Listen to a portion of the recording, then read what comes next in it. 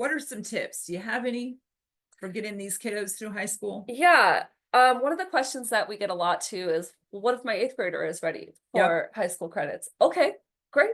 Let's do it. Let's Yep. make it happen.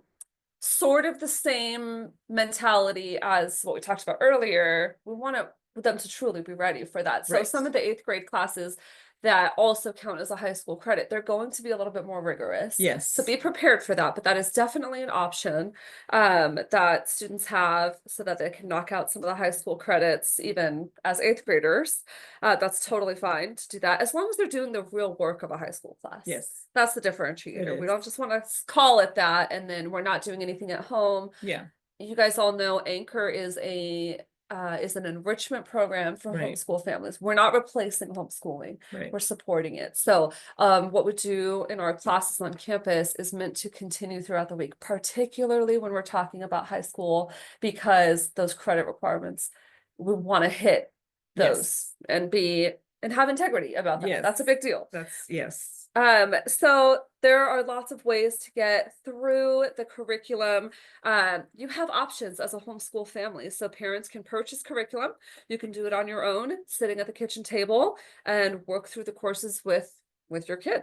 Another thing you can do is come to Anchor and take classes with more students. Yes.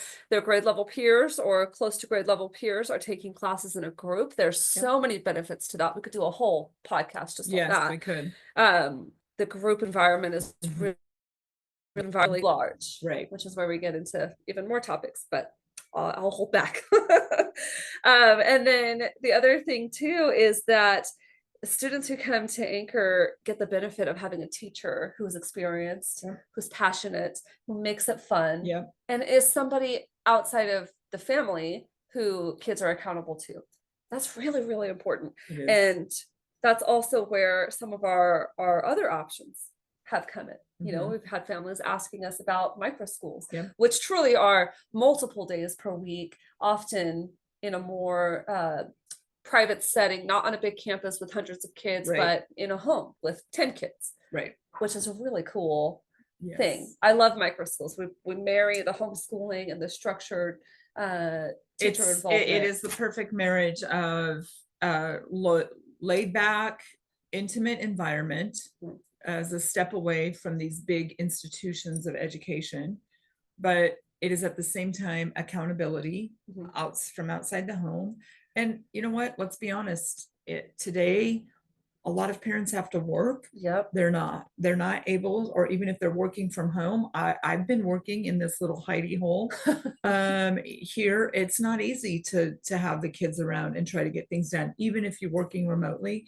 And these micro schools are the absolute answer and the perfect marriage between going to school 5 days a week, sitting at a desk, getting yelled at because you took your shoes off, something like that, and still having some accountability, getting out of the house, giving the parents some time to get some work done, things like that. It's just a perfect marriage between both. So the micro crew leaders will walk the kids through curriculum. They will fill in holes or gaps the gaps that your kids have in learning, and they will focus on some kind of a specialty that they are passionate about and instill that passion in the students that they have at these micro schools. So they're really, like I said in another video, they're really the country school that I grew up in, where we had multi-ages, kindergarten through 4th grade in one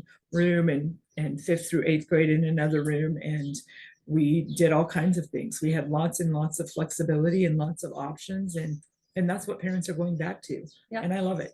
And also private tutoring. I think parents are realizing that especially when their option is there to help cover the cost, because private tutoring is a very specialized thing, and we have the ability to help our families with that as well. So many of a handful of our students are receiving lots of things from Anchor. They come on Mondays for classes. That same lesson or curriculum carries through their week into their micro crews, where the teachers are able to collaborate and make sure everyone's on the same page about what that kid is doing, provide support throughout the week. And then if more help is needed, tutors can come to the home, meet at the library. So there are certainly options. Learning pods is another good one, where we have a small handful of kids that are learning a specific topic. Yep. And those are flexible as well. This is another off-campus option. And you had mentioned boot camps earlier when we were talking about math, and I thought that's a really cool way to catch up, like for credit recovery. Yeah. But also for students who want to work ahead or just really love a topic and they want to dive in. We have some fun ones this summer for cooking and baking. We have a film club learning pod this summer. That's really fun. So it doesn't have to all be strict, rigorous academics, but there's avenues to accomplish all of that and have a lot of fun. Yep, that is true. And it may look like you're doing some of it with a group and some of it at home, maybe a little bit online. You have so many options, especially in Arizona, and that is a blessing. And sometimes you have too many options. So keep it simple. And however you choose to homeschool through high school, keep records. Keep records. Okay, we're going to dive in. Of course, we are just loving diving into these topics, but we're going to get to the nitty-gritty of records and transcripts, and then I think we're getting close to wrapping things up and taking questions. Yep. So we're going to keep records no matter what. Every time your child does a curriculum, you want to keep a record of that, of the name of the curriculum that they used, the year it was taken, and the grade that the child received, because you're going to take all of this information and put it onto a transcript. Yep. And so comes the question about grading scales. I don't really like the idea of switching grading scales. So my best piece of advice for parents is to stick to one. Yes, exactly. Please stick to one. Yes. In the teaching world, sometimes the schools dictate what that is. Yes. Sometimes it's very simple. It's nice when it's simple, but let's keep things simple. So I'm a fan of the 10-point grading scale. Yes. 90 to 100 is an A and all. Basically, the bottom line is whatever you choose, stick with it. Once they hit the high school level and their grades contribute to a GPA, grade point average, that's where the grading scale comes in. Yes, you don't really have to keep grades until high school. So, but once you're in high school, once the kids are in high school, they really do need, you do need to keep grades. They do need not everyday grades perhaps, but they need a grade for the semester or a grade for that whole curriculum as a whole. So that is certainly important, and you do need to keep track of that. My local high school uses the scale that we're showing up at the beginning of this slide, the 93 to 100. It is rough, and it's terrible because it shows that kids are not getting an A when they're competing with other kids who have the 10-point scale. And I would stick, I can encourage you to do anything, just stick to the 10-point scale. It's what most colleges are used to. Most high schools use that, except in California. They're crazy, so they do a little bit different things, but it is the easiest way to do it. And there's a chart here that you can see what that would look like. So for every A, it's like a 4 on a transcript. For every B, it's a 3. For every C, it's a 2, and for every D, it's a 1. So you wouldn't put like a 93 on a transcript. You would put a 3 or a 4 or something like that, with the grade level, with the grade earned. Yep. And that is also something that's on the transcript, so that admissions counselors, potentially of college admissions counselors, can see the scale you've chosen. However, they're most likely going to be used to seeing the 10-point scale. So if they see a B, they're going to assume it's less than a 90%. Yeah, that's exactly right. Just a little warning on that one. Okay, so it may seem a little confusing to put together a transcript, but it really isn't. Here's a preview of a piece of a transcript. Our template is available, and we'll be sending that out to all of our attendees, which is really awesome. We've made it easy. All you have to do is plug in the titles of the classes and their grades, and it does the work for you. So we just talked about how an A is a 4, a B is a 3, and so on. here's the thing. If you have a student who's not performing in a class, you mentioned this earlier about algebra for your daughter. Mhm. It's okay to go back and retake Yeah. the class, earn the higher grade, and Yeah. then put the higher grade on the transcript. Yes, don't put, It's yes, easy. exactly right. That's exactly it. Yes. And by the way, this transcript, my son did it back in the day for me, and it's all formatted. So if math isn't your thing, that's okay. This is all actually, it does all the math for you. So if you put in like the A, it will automatically make it a 4, and then it automatically divides everything out and gives you the averages and all of that. So we're trying to make it as easy as possible for parents to keep track of their kids' high school credits. Mhm. And every year you can go in and fill this in, and that's all you have to do to keep Yep. track. Easy peasy. Yeah, That's we're what trying. our goal is. We try. We try to keep it easy for the parents to focus on what really matters. Yes, and you'll notice on this transcript that the courses are very simple. Yes. There's no descriptions, there's no fancy titles. It's just writing, math, biology, French, just keep it simple. And that's all you need to do, really. You don't have to explain yourself. No admissions counselor is going to care. So you just want to keep it simple, keep it very readable, and that's it. There is a place, I think we're ready for the PSAT and the Yes. Okay. Oh, Oh, wait. no, Before we get to diplomas. Okay. that, let's also touch on the diploma for a minute, because parents ask us about, well, where do we get a diploma? Okay. So where I've do homeschool graduated. families- If you can see from this Yes. slide, look, I'm so happy. Congratulations, Misty. But you'll notice who signs the diploma. Yeah. Yes. Is And it my homeschool dad families actually? should know There you this, go. right? Who Yes. signs a homeschool diploma? Who signs the homeschool diploma? The parents, you do as a homeschooling parent. There you go. Yay. Lucky for you, you get to sign the kids' diplomas. So yes, I actually sent for a diploma to HSLDA, the Homeschool Legal Defense Association. They make one similar to this that you're seeing on the screen.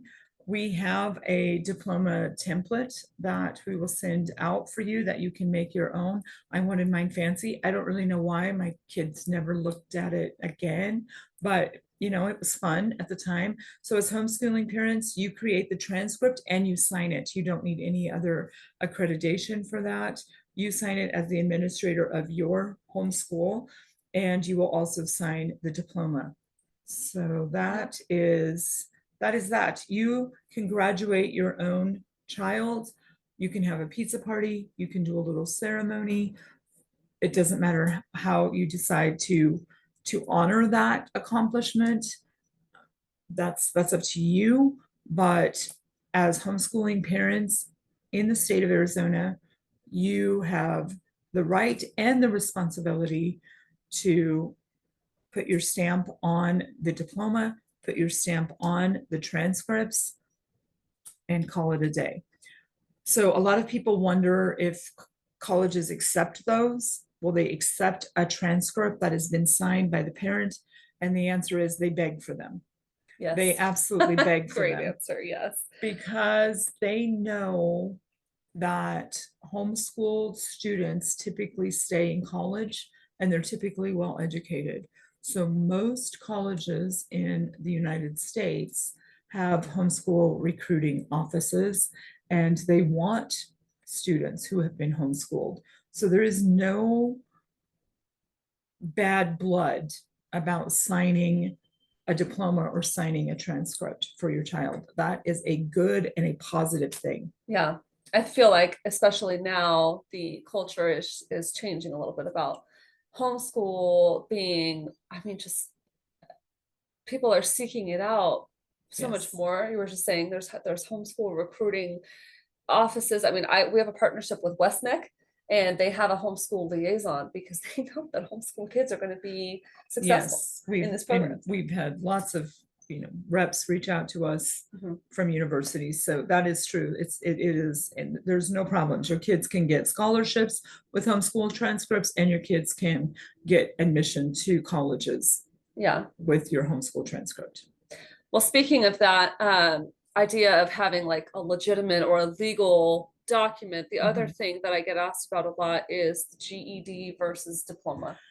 Same general answer, I think, but the GED is actually in Arizona where we can attain the high school diploma, we absolutely should. Yes, I agree Yes. with that. Let's talk about why. Why do you think that's important to go for the diploma instead of the GED? I think actually in any state that's the case, and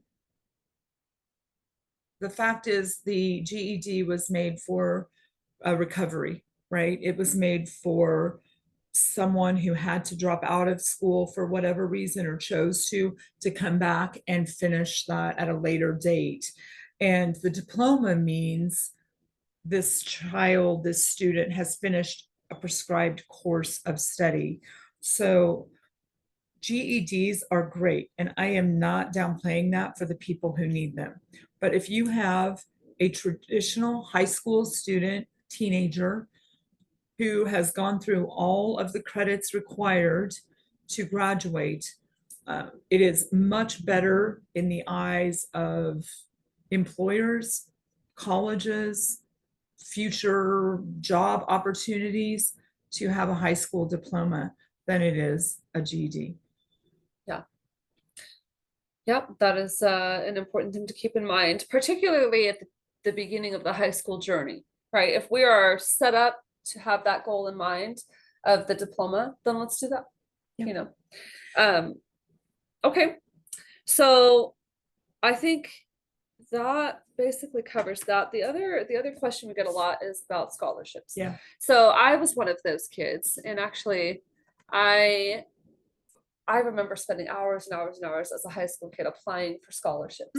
Every which one that I could even stretch to qualify for. Now, I wish when I was going through that we had the programs we have now here. I mean, there was no such thing as the lumberjack scholarship or the, so every penny that I was able to scrounge together was through applying for scholarships. Okay. There are a lot of scholarships out there. Yes. And what it really comes down to is going to be, for academic scholarships, it's going to be the transcript. Yeah, right. it grades. is. That's hands down what they base those off of. Yes. Which is why it's important to have the transcript looking like what Good. they want to see. Yeah. And it's also the SAT scores. A lot of colleges and universities, you don't need the SAT. It used to be you had to have it to get in. Now most of them have gone away with that. They've gone away from the SAT or the ACT testing as a requirement for admission, but that is still important if you want your kid to get scholarships. So they still need to take those tests as a scholarship. Unless you want to just pay cash for your kids' college, but they might as well try. And if they score well enough on the SATs, it doesn't have to be great, but if they score well enough on the SATs, they're likely to get offered scholarships. The academic scholarships, you don't even have to apply for these days. They're just handed out. Man, Yeah. I put in a lot of work for those when I was at Yeah. that point in my education. So in that case, the colleges and universities base the academic scholarships on the grades and on progression and on the SAT or ACT scores. And that's it. Yeah.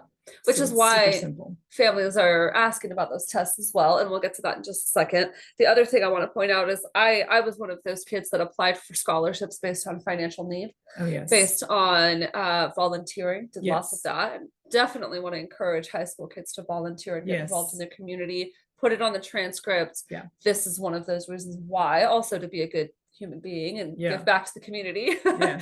I was a first generation college student Okay. in my family. Yeah. So that was helpful actually, Yeah. because people want to help when kids Yeah. are trying to go to college. So there's lots of ways to seek out those other scholarships There as is. well, Mhm. if a full ride is not something. Well, you can oftentimes get a full ride scholarship for your academics and then pile. They do stack. Yeah. So then you can To pay use for that to pay housing for and- housing or books or fees, which definitely parking, adds up. I went things to like school that. in Santa Barbara. Yeah, so it's So expensive. my rent was just Yeah. ridiculous. Yeah. Okay, so that leads us into the question about the tests. Okay, Okay. PSAT, which is the practice SAT, and then the SAT itself. We like to give our kids experience taking standardized tests. It's Mhm. not a requirement like it is in the public schools, which is, we want to be careful about that because tests are helpful sometimes when there's a reason to take them. Yes, you could take, the Iowa basic test to see where your kids stack up against other kids in the nation if you're worried or something like that. You have to be careful how you read those. It's Mhm. sometimes important to ask for some help in reading the results of those kind of tests so that you don't get bent out of shape if your kids didn't seem to score well, or if they scored really well and you think they should skip a few grades. It's probably not the case. So the testing can be important also just to get them used to taking those kind of Right. tests, because they are going to have to do that kind of thing in a workplace or in their college careers. So it's okay to give them that experience of those standardized tests.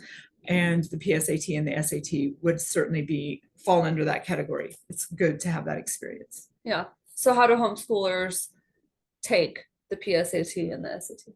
They take it generally in October of their junior year as a practice, and they sign up for it at their local high school, or they go to the high school, which is also good if you're truly homeschooling and your kids haven't been to an actual school. My son had never been to a large high school, so he walked into Tip Valley High School and was like completely like in shock at so many people around, and the science lab classroom that he went into for this test, and he was distracted. So to be honest, he didn't do well on the PSAT, and that was okay because he had time. So he studied, he got himself put together, and he went back and took it in the summer, the SAT in the summer of his junior year, so that you try to get your kids through as much schooling as you can before they take Yes. the SAT. Yes. If they take it early and they haven't gone through the high level math, They'll get discouraged. they'll get discouraged and they won't do well, and it's a struggle. And yes, you can retake it as many times, so you have to pay for it every time. And it is it's kind of something to have to make sure, okay, you sleep and you get to the school on time and you don't have your phone and you have your ID and all the things. It's something. So it's better to get them through as much schooling as they can before they take these tests, especially the SAT. So the PSAT is great. It's a good practice. Doesn't mean much unless your kid is extremely, extremely bright and get a score very, very well. Then they may qualify for the merit scholarship. But other than that, it's a good practice, and you can call it a day after that. And then the SAT is what is used for scholarships for colleges and universities. Yeah. Okay, so if the kid, yeah, I was going to say something. The reason why I think it's important to take the SAT, and some people wait until the kids are seniors, but it's a little bit late. Yeah. Because colleges pass out scholarships in the fall. Yep. And so if your child doesn't take the SAT until the fall, until December of that senior year, you've missed the best scholarships. Colleges do run out of scholarship funding. They give it all out and then they're like, we're sorry, it's gone. Yeah. And so the best way to get the best scholarships is for your student to take the SAT in the summer after their junior year, like right after you finish Anchor, let's say in May, and the 1st of June on that whatever Saturday, you take the SAT before you forget all the stuff. And you take it, and then you have those scores to start applying for scholarships, because the best scholarships are given out in October of the student's senior year. Yeah, that is really good advice to keep in mind too, because students in their senior year, at least the ones I've worked with in the past in different school settings, senioritis is a real thing. It is a real thing. They want to tank, and so get it out of the way and call it a day, and that way you can get the best scholarships. So yeah, again, they don't need it for college admission, but for scholarships they do. Yeah, that's very good to keep in mind. And it's changed so much, even since I was in that boat. I won't say how many years ago. It's been a good handful of years, but not that many, and it's already changed quite a bit, just the landscape of what this all looks like. Yes. So I'm glad that we're able to help families navigate this, because many of our parents that have high schoolers are Yes. are even further removed from that. So Yes. we really want them to be the most up to date as they're making these decisions. Yes, absolutely. Okay, well, That's about it. one of the things that we get asked about a lot, and that I think is important to talk about, is state standards, Ah, which for course requirements and all that, yes, okay, but also accreditation. Let's dive into that before we wrap up. okay. Like So, Anchor's accreditation? so we get the question about whether we are accredited Okay. or if we meet the state standards. So my answer to that is, do we want to simply meet the state standards? I was a public school teacher. Yeah. And I decided to start Anchor to allow families to find a way to actually educate their children. Yes. I hate to say it, but the standard is not where we want to be. It's not something Yes. to strive for. It's something to Go- launch from, I Yes. guess. Yeah, that's a great way to put Yes. it. Yes. So while many of our tutors have master's degrees, bachelor's Yes. degrees, tons of experience, and many of us have, teaching certifications, Yes. we don't want to be accredited by the state. Right. Sometimes that answer surprises our families, but then when Yes. they understand why, they totally They're get like, it. "Oh, So okay." let's I, dive into that a little bit. It's a little bit of brainwashing, or just the idea. I don't even think it's brainwashing. It's the idea that there's a public education system, and although people are leaving it, they hesitate to jump completely off the track Right. into a new path. And so they're trying to meld these two worlds together. And we get asked, I think, the accreditation and the state standard question because of that. I was guilty. I'm a public school teacher. I taught in private schools. I've taught in international schools. But when I started homeschooling back in the dark ages, the first thing I did was go to the bookstore and buy books on what do my kids need to know in kindergarten? What do my kids need to know in fourth grade? That was the ages of my kids when I started homeschooling.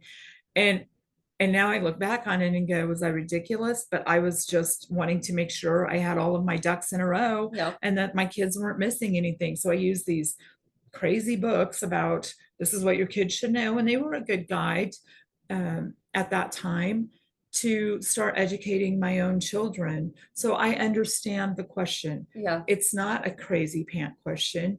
It's a valid question when we're trying to do the best. Look, you wouldn't be listening to this little podcast if you weren't trying to educate your children in a different way.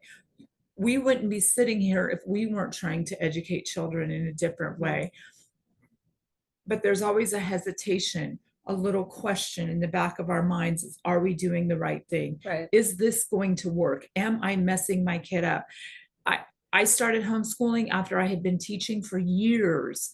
And the first thing my husband said is, make sure that kids can get jobs, that they can get into college if they want to, and that they're going to be educated. He didn't want them to be not social, but just an oddity in the world, to live in the real world.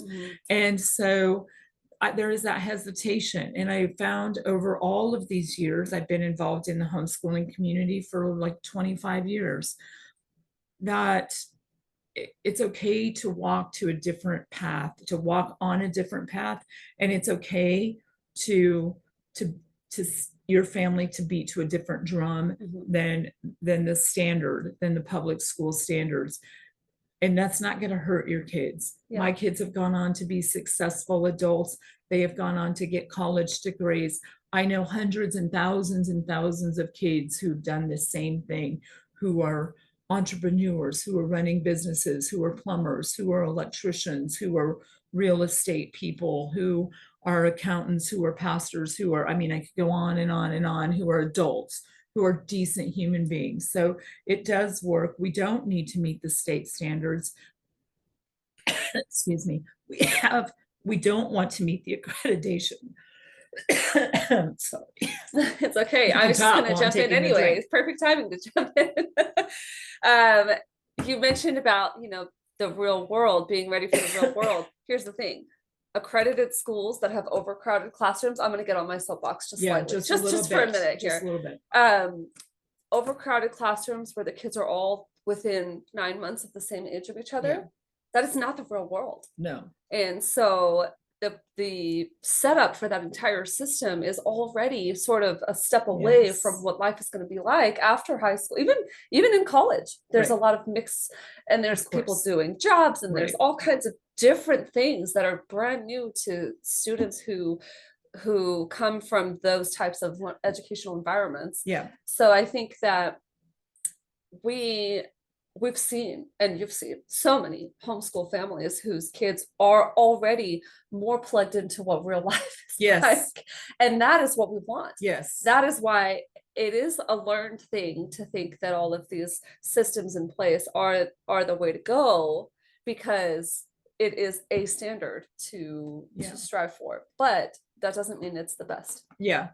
It is something that, although so many people are walking away from that, then they still ask for it at the same time. Yeah. And it's like, you don't want both. So let's move on to something that's, as it says on the slide, something that's flexible, something where there's quality, something where you have the right and the responsibility of educating your child, where you as a parent are in control of that education. And I think it comes down to this. It comes down to the fact that, and we said this at the beginning, we want kids to be lifelong learners. Mm-hmm. I saw a meme the other day or something on Instagram. It's like, I don't want to teach my kid everything they need to know by the time they graduate. I want to teach my kid how to learn. Yes. There is no way in this world that we will ever teach our children everything they need to know. There's no way. I spent blood, sweat, and tears homeschooling my children. There is no way I can teach them everything they need to know. What I can do is teach them how to learn, so that they can be flexible, so that they can change, so that they need to know something, they know how to find that information and how to learn that information and how to incorporate new things. And that's just life, real life as well. In jobs, they need to change and stretch themselves. And so that's, I think, what Anchor wants to do, is instill and bring back the love of learning. Let's love learning. Yeah. Rather than just hate learning and know how to take a test. Yeah. Well said. We should just stop the video right now. Stop the video right there. Let's love learning instead of knowing how to take a test and hating it. Yeah. I think that's really what it comes down to. And it's so fun watching that come to life in our program, in homeschooling in general. We have had this amazing opportunity to help families with navigating that. Many families are pulling out of the school system, and they're kind of like a fish out of water. And so we get asked questions about things that, maybe homeschoolers from a decade ago wouldn't have asked. And that's fine. We want to support families and be an encouragement. And many educators too are leaving I just looked at elementary school in our neighborhood, and there's like 30 openings for next year for teaching openings only. That's not even the other staff. And it's not a surprise. I was also that educator that left and started Anchor out of the desire to do things better for our kids. And at Anchor, God truly has brought some of the best, most experience. I mean, I'm sitting here with Missy Lacey, who started a whole she's so modest too, but just the best people for this involvement with these families. And what a huge blessing to them, to us as educators, to have the support and really feel like what we're doing makes an impact. This again, I gotta careful not to get too much on my soapbox here, but some of the kindest people to work with kids, and it's just been so much fun. Some of our Anchor teachers have graduated their kids through homeschooling, and some are still homeschooling. We're doing it together. and we're making Anchor happen for other families at the same time. It's so fun. And some are just starting to homeschool. Yeah. And some are homeschool graduates who have come back because they had such a good time being homeschooled. They want to share that lifestyle with other families. And that is such a tremendous blessing to see. And I hope it's a blessing for our families as well. I know it is. I know it's a blessing for our families as well. Yeah. So that's really cool. This is fun. I really have enjoyed this conversation. There we go. We did it as a dialogue, really just casual. Misty and I are so alike in so many ways, and our brains are so different. So it's fun to put us together. It is. See what we can do for families. Yes. This was long, but I think for a car ride, maybe pausing and resuming to get all this information in later is a good idea. Yeah. Well, before we leave, the one thing I know is that you can listen to this again and again, and depending on the stages that your kids are in at the time will be what you pick up on. It's kind of like sitting in a church and thinking that the preacher is pointing to you. This will happen with this podcast, in that if you are in the junior high years and just hitting into high school, some of these things will stick out to you that you need to work on. But if you are in the sophomore and junior years, you'll hear and say, oh, gee, I need to do this or this now. So just pick onto it, pick up from this podcast, from this video, what you need. Don't worry about the rest at the time, and come back to it. You know, Anchor's not going anywhere. We're not going anywhere. We're here for you. We're here to support you. And you can do this. Even as I started this podcast, I said, we're here with 3 dogs, my husband and a kid, and we can still do it. So if you're homeschooling at the kitchen table with babies running under feet, or you have a teenager who's running up the stairs and slamming the door when you ask to have an essay written, that's okay. You'll make it through this time in your life. It's a season, and you'll come out on the other end. I remember that when I packed up all of my homeschooling books, and I donated a lot of them and I sold a lot of them, but my kids were very nostalgic about that. They went through each one, they held it, they said, oh, remember when we did this, or remember when we did that. And those are the kind of things that those are the memories that Anchor wants you to make as you're choosing to step away from a public school or private school system and to educate your children at home. We want to help you make those kind of memories where your kids are nostalgic for that, where they'll come back and say, remember when we did this as a family, or remember when we did that. And we're here for you, and you can do it. Yes, you can. Okay, so we'll stop the recording part of this, and we'll take some questions. This weekend, we'll send out the recording and all of the resources to everyone. So that is coming over the weekend. All right. Sounds good. Bye, everybody.